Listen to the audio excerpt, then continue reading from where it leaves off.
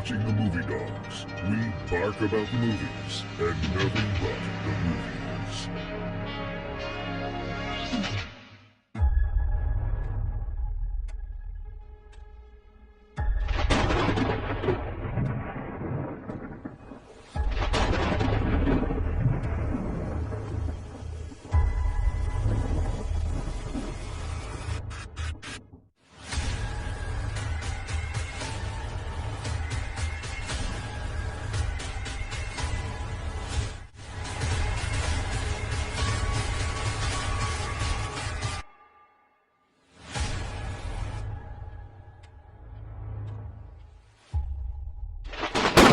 Welcome to the Dawghouse.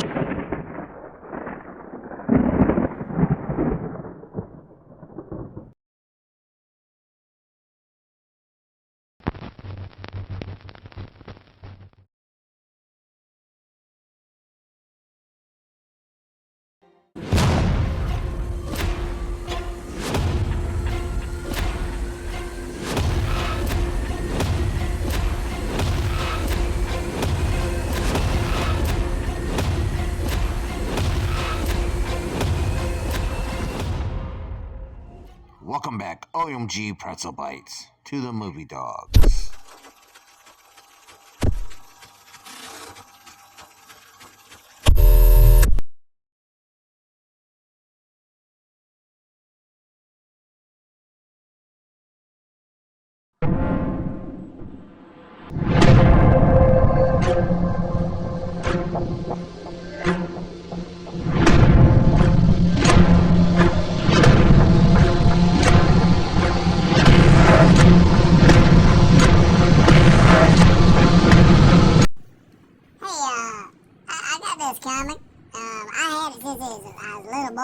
Yeah, I mean, what do you need? You looking to do anything or whatever?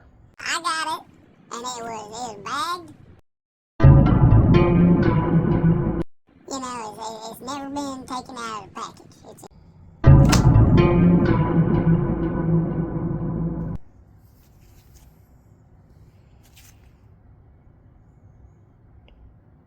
bagged.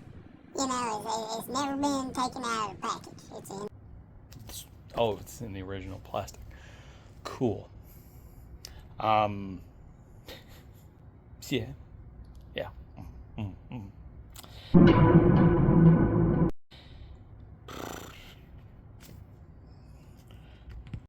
I looked on the Google, on the Google thing, the lens. I looked it up. The prices are real high. Like I think it was like $5,000. I think it's gonna kill. It's an amazing book. So Google Lens isn't a great tool. You shouldn't use Google Lens.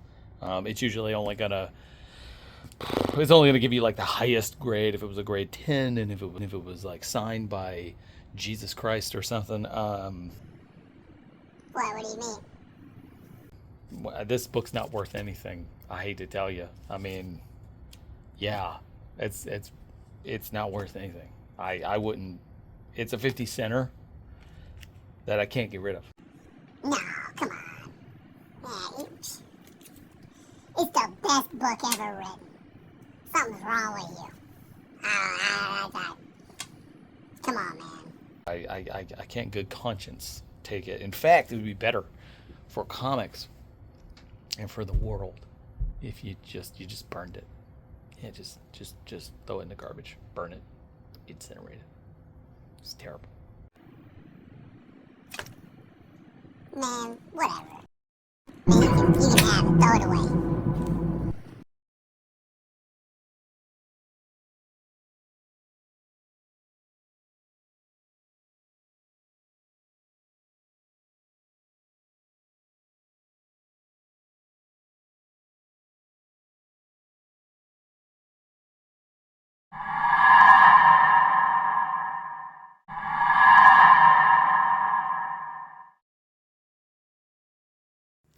Hey everybody, and welcome to the two-part Grindhouse Horror Creeptacular review done by me and my buddy Billy.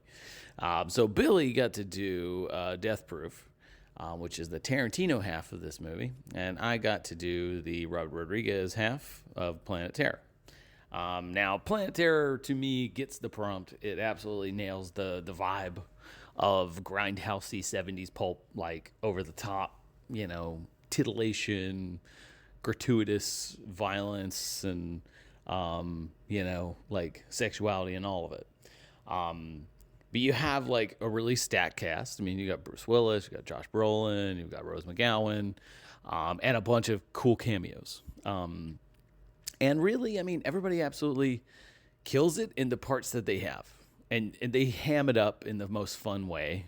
And, you get like goopy, infected zombies with boils all over them, and, military stuff gone wrong, and like, street kid boyfriend who's amazing and like does flips and has knives, and it's just unhinged. I mean, you get Rose McGowan, who loses her leg, and she's a stripper, and then she ends up, getting a machine gun leg and just launching herself through the air with grenade launchers and stuff, somehow not dying, using all of her stripper abilities to defeat the zombies. It's completely nuts, but it works because it's nuts. To me, it's like the better of the two, even though Death Proof is a better like film, I guess, as a two-part. Like it narratively flows better, and it's a little bit more serious as a movie. But Planet Terror just gets the prompt and just goes, yeah, Grindhouse, like fun. With just no rules. Everything's off, nothing's off limits. Everything's on the table. Yeah, that's what it does. And to me, that's what makes it great. That's what made it fun. That's what I love about that movie. And it carries it through all the way to the end, even to the ridiculous post-apocalyptic ending. Rose McGowan leaving with the baby and, being like, I'm the most badass thing to walk on one leg, But it's fun. It like I said, it knows what it is. And to me, that's like a big thing with movies. A lot of times people want to objectively compare films and go, well, it's not Godfather. Well, Godfather is Godfather. It's, like there's serious movies that play things very serious, and there's movies that take it, to where it's like, oh, this is a drama and it's heavy, and, but then there's movies that just go, hey, look, we're just here to have fun. You're not supposed to take this seriously. And it doesn't matter if the physics make no sense. It doesn't matter if the character motivation sometimes doesn't make sense. Is it fun? Yeah. And so that, to me, is, what makes the Grindhouse movies fun. I love the trailers and all the other stuff that was in that movie. And I mean, I wish they would have done more with other guest directors. I think it could have been really cool. But yeah, I mean, it's a fun flick. And especially if you're in the mood, it's Halloween season, and you're tired of slashers and you just want something, different, throw that thing on and have a ride. And if anything, Robert Rodriguez knows how to craft a ride film. And this absolutely is that. So, yeah. So we're going to talk real quick about the trailer within the Grindhouse two-part movie set that Robert Rodriguez also put in there. Machete. Now, this trailer is honestly, oh God, it's only gotten better. It's honestly only gotten better. The whole, like, they messed with the wrong Mexican. The whole stuff about, day laborers have been getting crap from the government and all that. It's honestly become more relevant today than ever. But it's Danny Trejo at his absolute best. And it's literally a thing that Robert Rodriguez initially thought, man, Danny Trejo's so awesome. We got to do this trailer. And I remember when Tarantino talked to him about the whole thing, he's like, I know exactly what trailer I want to do. And it was literally a movie that he had kind of been kicking around anyway. So of course, once the trailer came out, like everybody was like, this movie has to happen. Like, you've got to make this Machete movie. And it just lives up to it. Like, the whole thing from start to finish is so hammy, so over the top, so well done, and so perfect that it was a movie begging to be made. And I'm so happy that they did, because Machete is absolutely funny and hilarious as a first film. The second one not so much, but the first one was really hilarious and totally lived up to this premise. But the trailer is probably my favorite fake trailer ever made. I give it like just 5 out of 5 lockable, and it's so good. So yeah, Machete don't text. Strap on your best machine gun leg and go kick ass and go in Planet Terror. Have a ball. It gets all the kudos from me. It's fantastic. And hope you enjoy the rest of Billy's review and the rest of the spooky season. So until next time, flutter away like a cloud of bats and enjoy the spooktacular.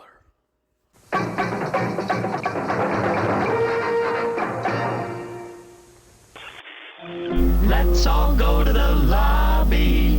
Let's all go to the lobby. Let's all go to the lobby to get ourselves.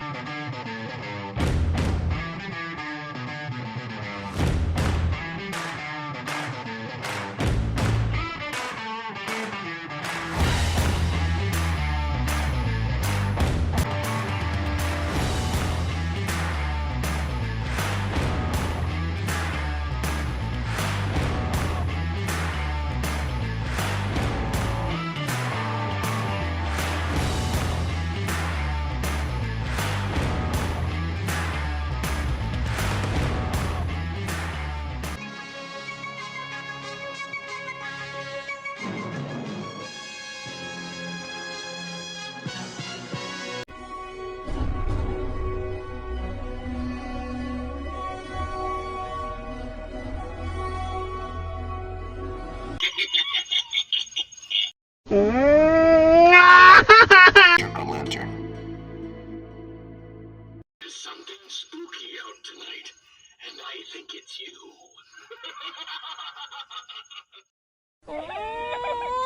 Jack-o'-lantern. Oh, sorry. Halloween just brings out the ghoul in me. Jack-o'-lantern. He will aggravate you to death with sarcasm. Coming soon. Rated R.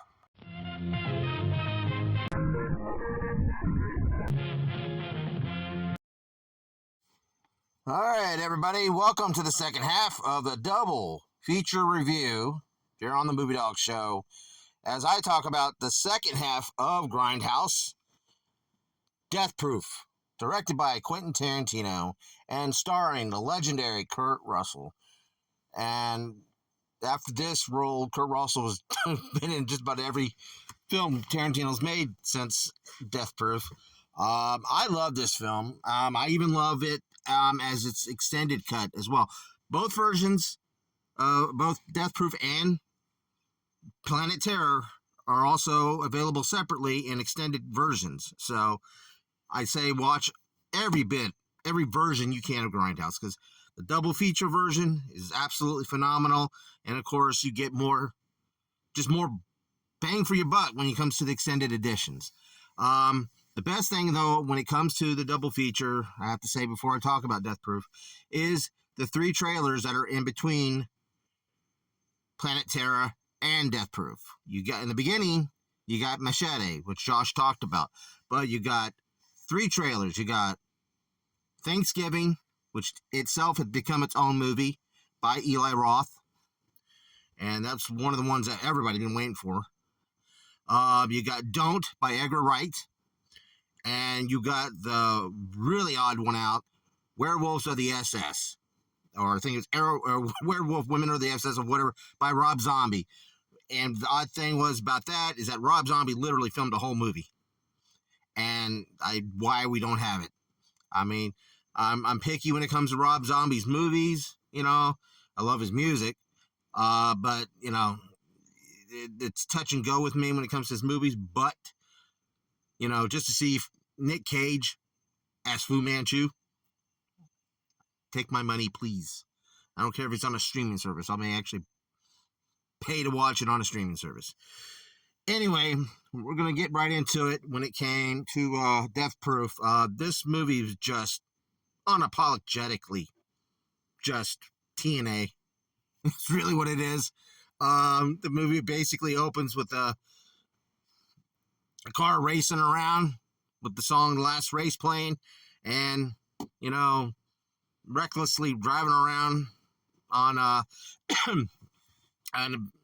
you know, an old, you know, county road.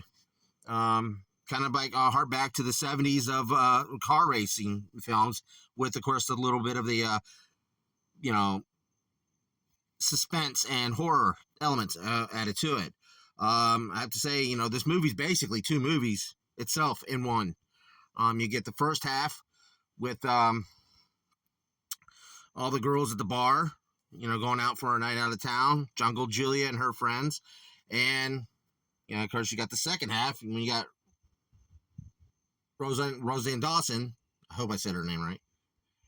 You got the second half when they're on their little road trip during their break of making a movie.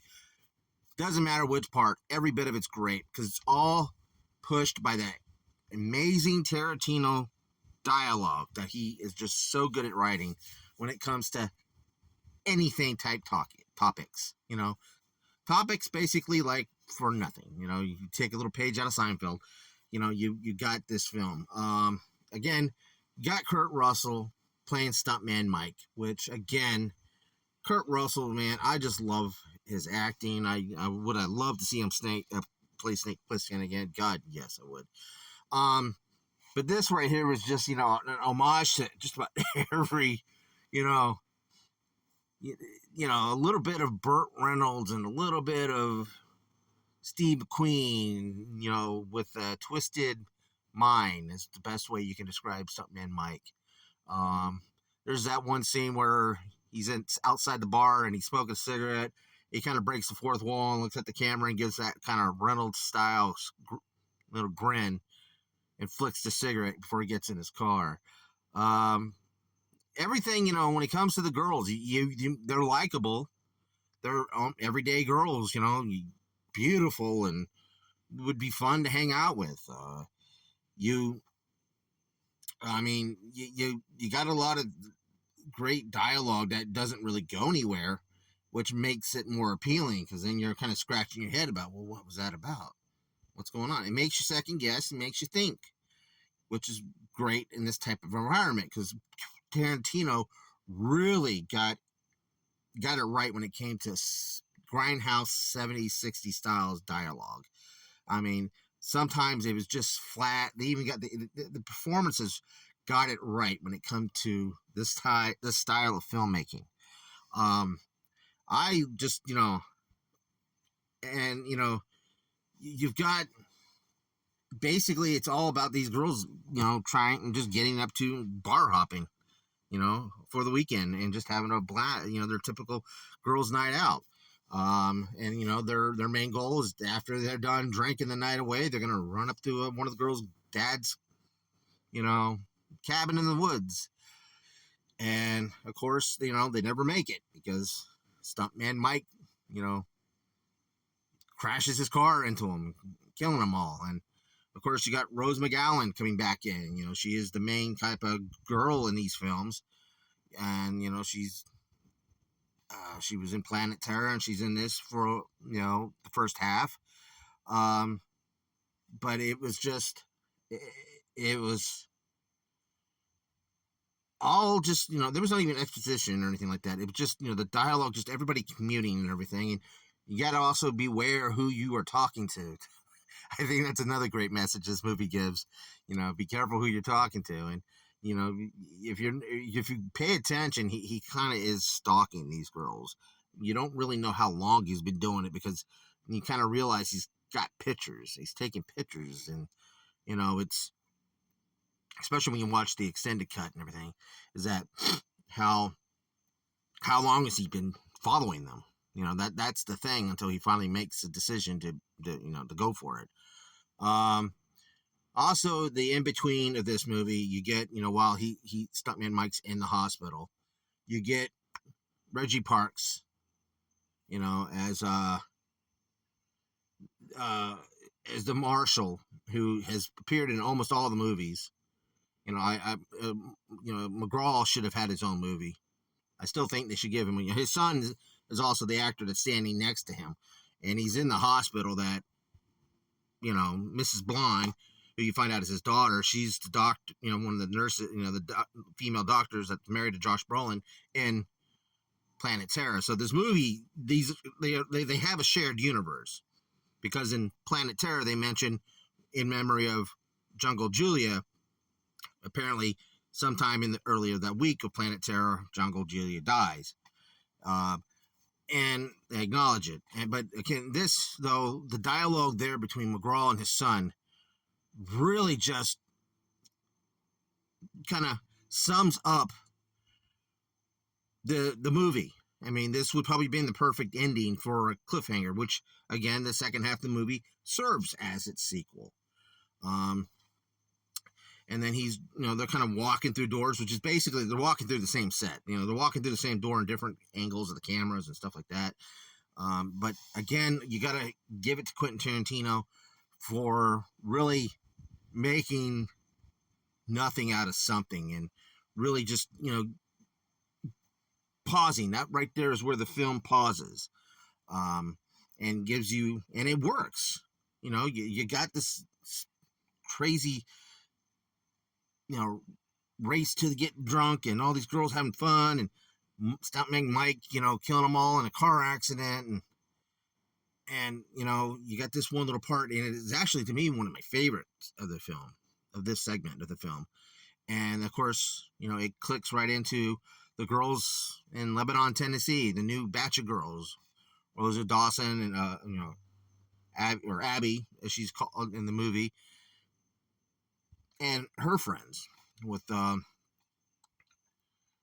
and they're all, just on a break from making a movie, and they're going around and they're meeting up with their friend Aussie, or their New Zealand friend. I'm sorry, she's not Aussie, she's New Zealand. And Zoe, who has become another staple in Tarantino's repertoire of returning performers. I, though, think that this was possibly one of the coolest parts of the movie, when they are in the diner, and then if they're the four of them, and they're talking while the table's going around, and you see Stuntman Mike in the backdrop, sitting at one of the bar table, the main part of the having a cup of coffee, and you just see his jacket. It's very quick. I didn't notice it until years after seeing the movie, and I have to say, this was, the girls were having dialogue like the guys would. And it worked so well. I mean, they talked about some girly stuff, but they also, remember, there was two girls that are tomboys.